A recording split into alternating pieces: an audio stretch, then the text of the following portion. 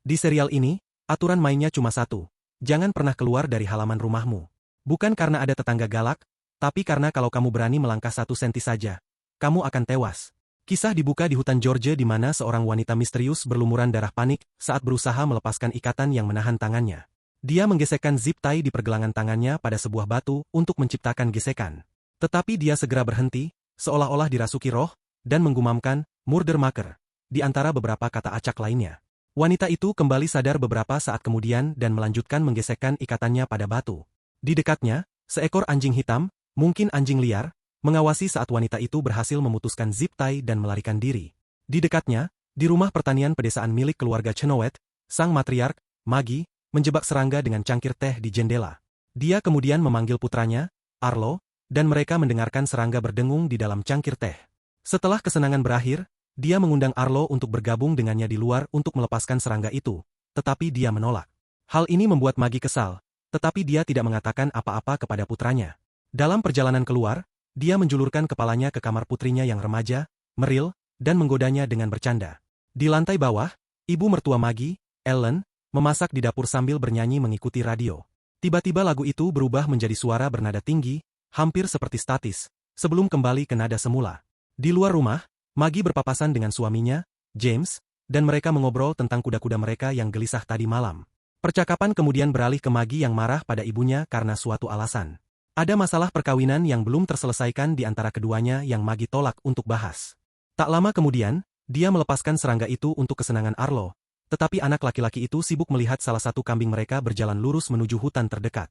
Dia segera mengikuti hewan itu sementara Maggie mengunjungi kuda-kuda di kandang, yang masih ketakutan tanpa alasan yang jelas. Saat Arlo mencari kambing di hutan, wanita misterius dari sebelumnya mengintai di antara pepohonan di dekatnya. Di dalam rumah pertanian, Maggie mengobrol dengan ibu mertuanya, Ellen. Dari percakapan mereka terungkap bahwa Ellen menderita multiple sclerosis, dan dia merokok ganja untuk mengurangi gejalanya. Maggie tidak senang Ellen tinggal bersama mereka, tetapi sekarang meminta maaf karena bersikap dingin ketika mereka pertama kali bertemu.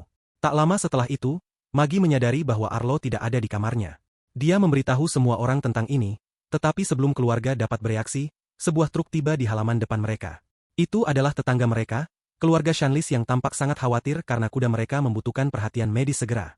Kemudian terungkap bahwa Maggie adalah dokter hewan kuda. Rupanya, kuda itu ketakutan dan tertusuk pagar. Saat Maggie mulai bekerja, Valerie Shanley terlihat tegang. Terungkap bahwa James sempat berselingkuh dengan Valerie. Maggie tahu bahwa suaminya berselingkuh tetapi tidak tahu dengan siapa. Di hutan, Arlo mengalami pertemuan menakutkan dengan wanita misterius yang kerasukan dari sebelumnya. Wanita itu memukul pingsan anak laki-laki itu dan berdiri di atas tubuhnya, masih melantunkan kata-kata acak dalam bahasa Spanyol dan Inggris. Dia kemudian mendekatkan wajahnya ke wajah Arlo dan membuka mulutnya. Hal ini menyebabkan spektrum warna mengerumuni bola matanya, dan warna-warna itu berpindah ke mata Arlo. Kembali di pertanian, tetangga lain, Donald, tiba untuk memperingatkan semua orang tentang anjing gila yang dia lihat. Semua orang mulai berdebat bagaimana mereka harus menyelamatkan Arlo ketika tiba-tiba anak laki-laki itu kembali ke rumah dengan bekas cakaran di sekujur lengannya. Dia menggumamkan urutan kata-kata yang aneh. Dengung, kambing, tawon, temukan pria, aneh, pembuat pembunuhan, lari, berlari, sembunyi. Setelah mengoceh selama 1 menit penuh, anak laki-laki itu roboh dalam pelukan ibunya. Adegan kemudian bergeser ke hutan di mana wanita misterius berlumuran darah itu diserang oleh anjing gila. Di sisi lain, sebuah mobil berhenti di ujung jalan dari pertanian. Sesosok yang mengenakan masker gas kemudian muncul dari dalam dan mengecat garis biru, memisahkan tanah pertanian dari area lainnya. Di tempat lain, keluarga-keluarga yang berkumpul di pertanian memperhatikan lampu di area itu berkedip-kedip sementara anjing Donald juga tidak berhenti menggonggoti hutan. Mereka ingin membawa Arlo ke rumah sakit, tetapi tidak ada mobil mereka yang berfungsi. Selain itu, tidak ada telepon yang memiliki sinyal. Hal ini membuat semua orang khawatir, dan mereka akhirnya memutuskan untuk kembali masuk ke rumah Chenoweth untuk sementara waktu. Tetapi Donald menunjukkan bahwa seseorang melukai Arlo, jadi dia akan mencari orang itu sebelum mereka dapat melarikan diri. Di kamar mandi, Arlo merasa lebih baik dan berbicara normal untuk sementara waktu. Luka-lukanya ringan, dan dia tidak ingat apa yang terjadi. Tetapi kemudian entah dari mana, dia mengatakan mereka harus pergi dan mulai mengulangi kata-kata aneh. Murder Maker. Arlo kemudian mencoba melarikan diri tetapi menabrak Nicholas Shanley, menyebabkan Nicholas melukai kepalanya. Ini memberi Maggie kesempatan untuk menahan anak itu sampai dia kembali normal. Sementara itu, James dan Ruben Shanley sedang memasang sadel pada 2 kuda untuk pergi ke kota mencari bantuan ketika mereka melihat sebuah mobil di jalan dengan lampu menyala. Mereka berlari ke arahnya dan bertemu dengan pria bertopeng, yang memberi isyarat kepada mereka untuk berhenti sebelum menunjuk ke garis biru di tanah. Orang asing misterius itu kemudian mengangkat papan yang bertuliskan, "Jangan melewati garis." James yang frustrasi mencoba menjelaskan situasinya dan meminta bantuan, tetapi pria itu mengeluarkan pistol untuk menahan mereka. Dia kemudian membuat gambar baru di papan, mengungkapkan bahwa garis biru itu adalah lingkaran yang mengelilingi seluruh area pertanian.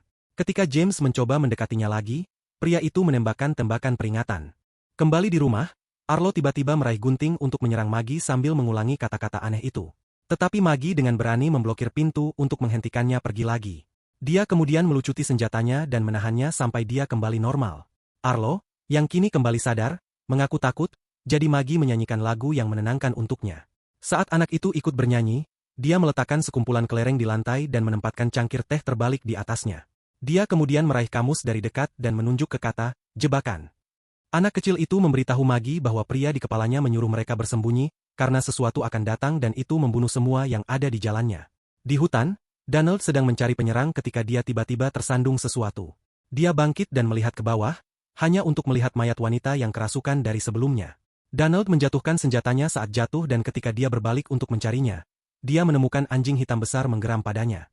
Ini membuat pria malang itu ketakutan dan dia mulai berjalan perlahan, tetapi anjing itu mengejarnya. Mereka segera mencapai area di mana teman-temannya dan pria bertopeng berdiri, dan Donald melewati pagar untuk melarikan diri. Sayangnya, dia jatuh, dan anjing itu menerjang tepat di atasnya untuk menyerang. Perjuangan sengit pun terjadi, di mana keduanya saling serang. Tetapi Donald akhirnya unggul dan berhasil melemparkan anjing itu ke seberang garis biru. Yang membuat semua orang ngeri, tulang anjing itu mulai mencuat dari tubuhnya sampai mati. Pria bertopeng kemudian mengangkat papannya lagi, mengingatkan mereka untuk tidak melewati garis. James menuntut penjelasan, tetapi pria bertopeng itu hanya menulis, "Jangan percaya siapapun," dan pergi dengan mobilnya. Di rumah tangga Chenoweth, Claire mengumumkan bahwa dia akan pulang dengan anjingnya karena dia memiliki telepon rumah yang mungkin masih berfungsi. Para pria melihatnya saat kembali dan mencoba memperingatkannya, tetapi sudah terlambat. Begitu Claire melewati garis, tulangnya patah, membunuhnya hanya dalam hitungan detik. Donald yang ketakutan mencoba meraih istrinya di seberang garis, tetapi kulit tangannya mulai terkelupas. Hal ini mendorong yang lain untuk dengan cepat menariknya kembali sebelum kerusakan serius terjadi. Adegan beralih keesokan paginya di mana Donald masih duduk di luar, menatap tubuh istrinya. Di dalam rumah, Maggie meminta putrinya untuk menjaga Arlo sementara dia mendiskusikan situasi itu dengan James. James sekarang ingin menyeberangi hutan untuk memeriksa tetangga mereka, keluarga Navarros. Maggie setuju dengan ide itu dan menyuruhnya membawa Ruben, tetapi James menolak. Hal ini sedikit membuat Maggie marah, dan dia mengungkapkan bahwa dia tahu tentang perselingkuhannya dengan Valerie. Mendengar ini, James terkejut dan dia bersikeras bahwa perselingkuhan itu sudah berakhir. Dia juga meminta maaf, tetapi Maggie mengatakan sudah terlambat. Tanpa mereka sadari, Ruben menguping percakapan mereka dari dekat dan terlihat sangat terluka. Setelah itu Ruben memberikan pistol kepada Maggie sebelum bergabung dengan James untuk perjalanan. Mereka pergi menunggang kuda, dan setelah hanya beberapa menit berkuda, mereka menemukan seekor ular yang melewati garis dan mati dengan kematian yang mengerikan. Sementara itu, Maggie membawa Donald masuk ke dalam rumah saat wanita-wanita lain menutupi tubuh istrinya dengan selimut. Maggie kemudian membalut lukanya dan memberinya suntikan obat yang dibuat untuk hewan. Ini membuat Donald merasa sedikit lebih baik, dan dia akhirnya memberitahu Maggie tentang mayat di hutan. Di kamar atas, Merrill dan Nicholas menemukan Arlo sedang mempelajari kata-kata dari kamus. Mereka bertanya siapa dia, dan anak kecil itu menjawab bahwa dia adalah Harbinger, pembawa pesan. Dia juga dengan menyeramkan mengatakan bahwa Arlo yang asli sedang tidur dan beristirahat. Saat Harbinger terus berbicara, dia mengatakan bahwa mereka terjebak dan tiba-tiba meraih tangan Merrill. Dia menariknya, bersikeras bahwa mereka semua harus bersembunyi atau mati. Dalam perjuangan itu, Merrill terjatuh dan menjatuhkan segelas air yang tumpah ke gambar pelangi di dekatnya. Warna-warna yang tumpah tiba-tiba seolah memberi Harbinger sebuah ide, dan dia dengan penuh harap mengatakan bahwa mereka tidak benar-benar terjebak. Dia sekarang mencoba membawa Merrill keluar bersamanya, tetapi Merrill tidak membiarkannya pergi kemanapun. Pada saat ini, Arlo mengambil kendali atas tubuhnya dan memberitahu Merrill bahwa dia harus mendengarkan Harbinger karena seseorang yang disebut asasin, pembunuh, sedang datang. Kedua anak lainnya skeptis, tetapi setelah banyak desakan, mereka memutuskan untuk mengikutinya ke dalam hutan. Nicholas membawa pisau untuk berjaga-jaga jika mereka menghadapi situasi yang tidak menguntungkan. Tak lama setelah itu, Harbinger mengambil kendali tubuh Arlo dan membawa mereka ke suatu tempat di mana tanah terlihat hangus dan beberapa hewan tergeletak mati.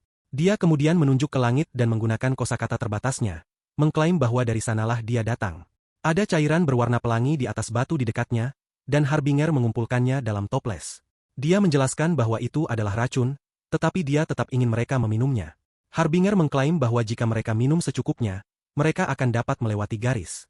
Jika mereka minum terlalu banyak, mereka akan mati, dan jika mereka tidak minum sama sekali, assassin akan membunuh mereka. Mendengar semua ini, Merrill yang frustrasi mengumumkan bahwa mereka akan pulang. Dalam perjalanan kembali, dia bertanya kepada adiknya tentang motif entitas itu, dan dia mengatakan Harbinger sedang dalam misi rahasia. Tetapi sebelum dia bisa bertanya lebih jauh, mereka mendengar mobil mendekat dan terpaksa melarikan diri. Di luar rumah, Ellen mengobrol dengan Valerie dan mengungkapkan bahwa dia tahu tentang perselingkuhan itu. Hal ini membuat Valerie terkejut, tetapi dia akhirnya mengakui bahwa dia tidak puas dengan kehidupan petani bersama Ruben. Tepat pada saat itu, mereka melihat sebuah van berhenti di dekatnya, dan seorang pria pirang dengan rompi anti peluru keluar. Dia mengabaikan peringatan para wanita dan melangkah melewati garis biru. Pria itu kemudian dengan berani mengklaim bahwa masuk adalah bagian yang mudah, tetapi keluar adalah masalahnya. Sementara itu, Ruben dan James mencapai rumah keluarga Navarros dan berpisah untuk menggeledah area itu. Ruben segera melihat anjing-anjing menatap pintu silo di dekatnya dan mengusir mereka sebelum masuk. James, di sisi lain, menemukan mayat tetangga. Dia kemudian memasuki rumah di mana dia menemukan satu mayat lagi. Tiba-tiba, dia mendengar sesuatu di ruang bawah tanah. Dan ketika dia melangkah di tangga, seseorang menyeretnya dan menariknya ke bawah. Pada saat yang sama, Maggie pergi ke hutan untuk mencari mayat yang dilihat Donald dan mengenali wanita itu sebagai Carmen Navarro.